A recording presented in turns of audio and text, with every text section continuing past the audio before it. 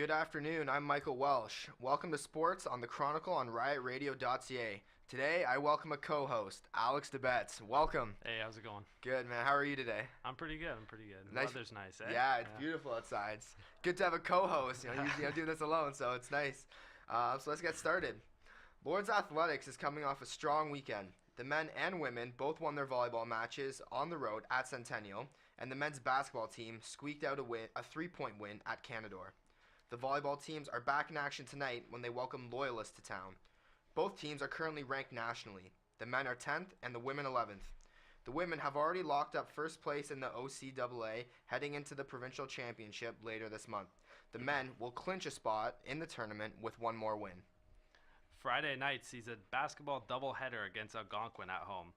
DC men's team sits 2 points behind Georgian for the final playoff spot heading into the weekend. The Lords do have 3 games in hand. The women currently sit in a playoff spot and could use a win to earn a little breathing room in the standings.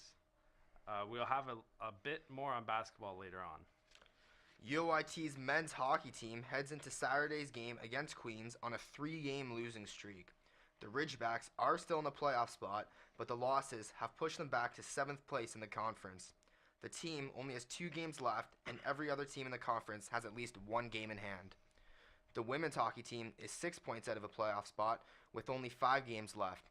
They will need to turn around their 5-game losing streak if they want to make a playoff push. They host Brock tomorrow. There will be a special pregame ceremony. More on that in a minute. UIT's badminton team continued to see improvement ahead of their first ever OUA championship. The teams were at a tournament last Saturday at U of T. The Ridgebacks had 2 teams in the quarterfinals of the A flight in mixed doubles. It was the first time UOIT had ever seen players make it that far in this event. Bonnie Chung and Emile Carmichael won the B flight in women's doubles. They defeated Ryerson to claim the gold. The win earned both Women UIT Athlete of the Week honors. The teams will be back in action Friday, February the 11th in Kitchener. The UIT Ridgebacks will honor 2 student athletes this weekend, Nathan Spalling and Jill Morello will have their numbers honored as a part of Alumni Weekend. Spalling's number 11 will be honored Saturday at the Campus Ice Center before the Ridgebacks men face the Queens Gales. He was the first Ridgeback to earn 3 CIS Academic All-Canadians in his 4 seasons with the team.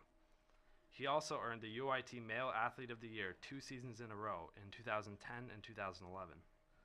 Jill Morello's number 12 will be honored Friday night when the Ridgebacks women face off against the Brock Badgers. I actually caught up with Morello earlier this week to talk about what it's like to be one of the first Ridgebacks honored. It's such an honor. My time at UIT means so much to me. It was a very exciting 5 years, and I owe so much to my teammates and my coaches and the athletic department for always helping me out through my time at UIT and providing me with such great opportunities. Murillo graduated from UOIT's Nuclear Engineering Management program and was the first Ridgeback to be named a CIS All-Canadian in 2011. DC's Athletes of the Week are Allison Marshall of women's volleyball and Brandon Halliburton of men's basketball. Marshall earned her 1,000th career OCAA point over the weekend. She helped the Lords pick up 2 wins with a match-high 23 points Thursday against her former team, Georgian. She followed that up with 12 points on Saturday against Centennial. This is Marshall's 2nd Athlete of the Week this season. Halliburton scored 19 points in the Lords' win at Canadore on Saturday. His biggest basket of the night was the game-winning 3 he hit with only seconds left on the clock. Halliburton leads the Lords in scoring this season with 17.8 points per game. The audience at the Durham Lords volleyball game against the Georgian Grizzlies could be heard from outside the building. Noor Ibrahim tells us why. These pots don't just belong in the kitchen. In fact, they're part of a campaign about a widespread issue: mental health. The Make Some Noise for Mental Health campaign was started 3 years ago by the Southern Alberta Institute of Technology's athletic team, the Trojans. The point of the campaign was to create as much noise as possible during athletic events to spread the word about mental health issues. On January 26th, during the Lord's women and men's volleyball game, the campaign made its way to Durham College's gym. Students were encouraged to bring their own pots and pans. With the cheers being loud, the bangs were even louder. The banging can be heard from outside the gym. Chris Cameron and Scott Dennis from the DC Athletics Department came up with the idea for the pots and pans when they saw it at another school. This is the campaign's first year at Durham.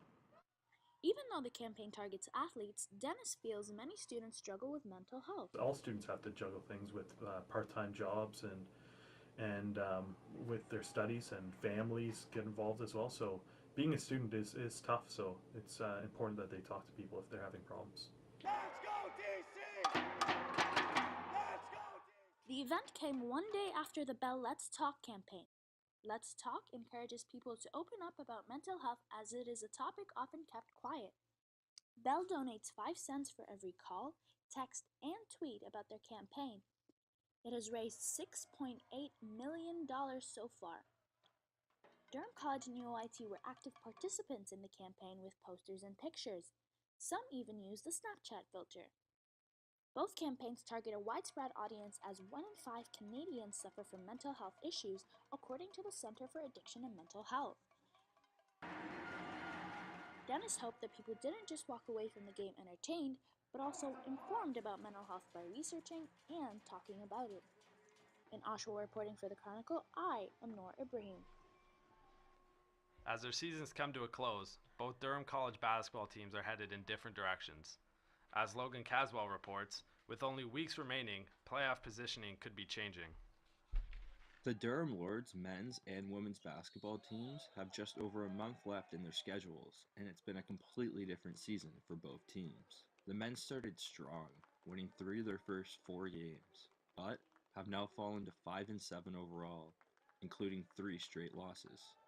The top 6 teams in each conference will head to the playoffs, and the Lords currently sit 2 points behind St. Lawrence for the final spot. Starter Joseph Douglas has missed the entire season with an undisclosed injury and will not be back for the final stretch. Julian Hinnickson Jr. is in his first year for the Lords. Despite his team's up and down play, he remained optimistic about their chances of making playoffs. So all we have to do is work together, push, we have to grind. We have good connection and we have people that can play. So when we play together and we play at one level, then we should be able to make the playoffs, no doubt. With the men battling inconsistency, it's been a different story for the women. They've started their season winning 4 in a row. They now hold a record of 8 and 4. It's been a bounce-back year for the women, who finished last season with a subpar 8 and 7 record. They sit second in their conference, trailing only undefeated St. Lawrence by 6 points, after losing to the Seneca Sting Tuesday night. Head coach Heather LaFontaine is happy with how her team is playing, but knows they need to be more consistent through the final weeks of the season. We've had a really good season. Our problem is we tend to be inconsistent. So we'll come out in one game and we'll do I'll run our fast break, we'll run our presses, we'll do everything really, really well. And then the next game, for some reason, won't be able to execute. Or we're able to execute for part of a game, but not the other half of the game. So for us, it's a matter of being disciplined and running our stuff. Critical role players Lindsay Panchin, Kayla Marshall, and Brittany Walters are all in their final year of the Lords, so their time to win is now. Kaden Oyusu is in her second year of the Lords. She and her team have a goal in mind for this season. Our main goal is to make it to OCs, especially for the seniors. There's a lot of seniors like Kayla, Lindsay, that this is their final year, so we want to make a good impression for them. The women have 5 games left in their schedule. In Oshawa, reporting for the Chronicle, I'm Logan Caswell. Despite winning 2 of 3 games last weekend, the Oshawa Generals have slipped to second place in the Eastern Conference behind Peterborough. Oshawa has held first place in the conference for most of the season, but slipped up lately following some deadline trades. The Gens have 3 games this weekend, including a Saturday night draw at Peterborough. They will also be in Kingston Friday night and have a home matinee against Hamilton on Sunday. Remember, there is always special student pricing for DC and UOIT students. Monday's Oshawa City Council meeting unveiled the athletes that will be inducted into the Oshawa Sports Hall of Fame this year. 4 individuals and 1 team will be enshrined this May. Former 4-time All-American volleyball player at Ohio State, Stacy Jiggins, decorated swimmer Jim Kinkin, former Argo and Grey Cup winner Andre Talbot, Canadian national lacrosse coach Caroline Toll, and finally the 1987-88 Kiwanis AAA hockey team. The Oshawa Sports Hall of Fame is located at the Tribute Community Center. The inductions will take place in May. Yesterday was National Signing Day in NCAA football. There was plenty of Canadian content on display. More than a dozen Canadians committed to playing Division I football at schools across the states. Canada's top high school player, Chuba Hubbard from Alberta, committed to Oklahoma State. Other schools that received Canadian commitments include Michigan, Syracuse, Tennessee, and many others. So now it's time for us to look at our sports clip of the week here. This one comes courtesy of the NCAA Slam Dunk Contest. Mike, do you want to tell us a bit about it? Yeah, so it's a pretty funny clip. It's a good blooper. I'm not sure what this guy was trying to pull off here, but let's take a look at it. It's a good laugh. Pancake and go for some bacon. I agree. Bacon's a little taller sitting over here. Very sausage. Whoa, and down goes the pancake. He's been pancaked. Hey, He's been pancaked. If you're planning on getting together with some friends to watch the Super Bowl 51 on Sunday, don't count on watching the game at EP Taylor's. The restaurant will be closed when the biggest sporting event of the year kicks off at 6:30.